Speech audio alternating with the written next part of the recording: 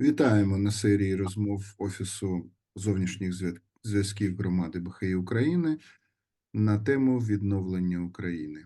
Мене звати Владислав. Під час нашої першої розмови ми торкнулися шляхетної природи людини. Як тема шляхетного положення людини може бути пов'язана з питанням миру, перемоги у війні та відновлення України? Чому людина є благородною істотою? І як вона може це в собі розвинути? Сьогодні ми з моєю колегою по офісу Тетяною хочемо продовжити розмову і поговорити про важливість духовного принципу в вирішенні проблем і конфліктів. Вітаю! Так, продовжуючи попередню тему, можна стверджувати, що духовні принципи походять від бачення шляхетності людської природи. Традиційне питання для цієї розмови – як духовні принципи пов'язані з війною і відновленням України? Істотною перевагою духовного принципу є те, що він не тільки гармонує з істинною сутністю людини, але й створює ставлення, динаміку, волю. В результаті легко спланувати і здійснити практичні заходи.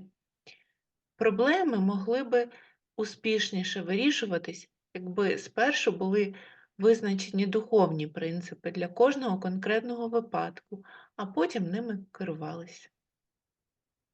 Мені на думку приходить економічне зростання останніх десятиліть.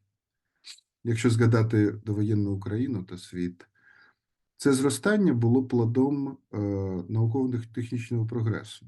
Воно відбувалося в матеріальній площині, відокремлено від таких категорій, як, наприклад, справедливість чи неупередженість. Тому воно принесло процвітання, але не багатьом. Переважна більшість населення продовжує страждати.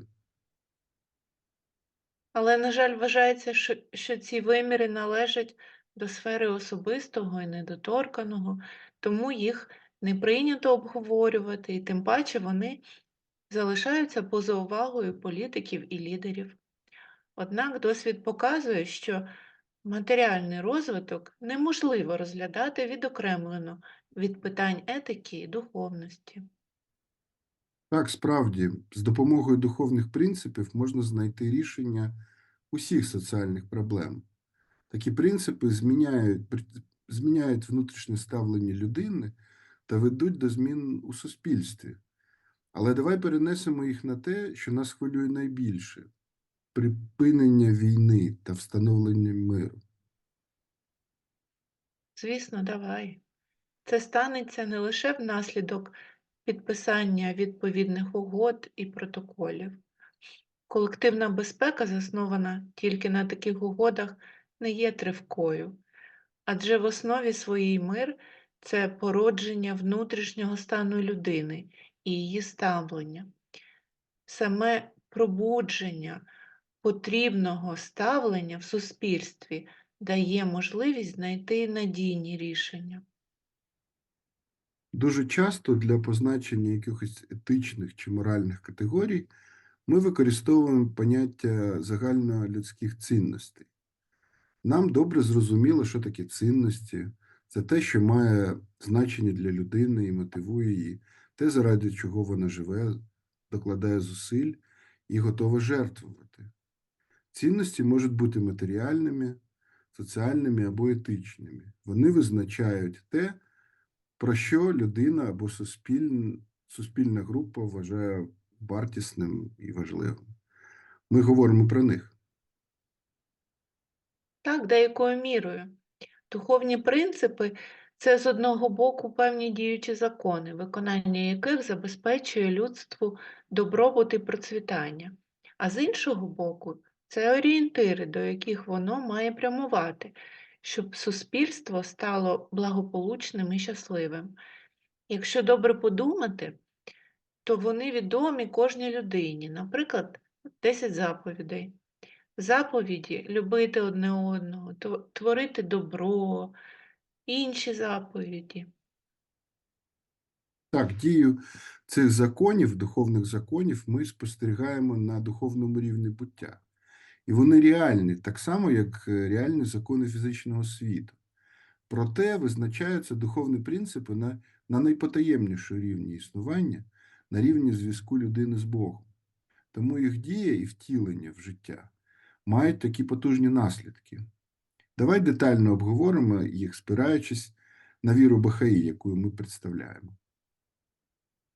Так, гаразд. Давай візьмемо принципи єдності та справедливості і дослідимо, в чому полягає їх етична і духовна складові, і як працюють ці принципи в сучасному світі.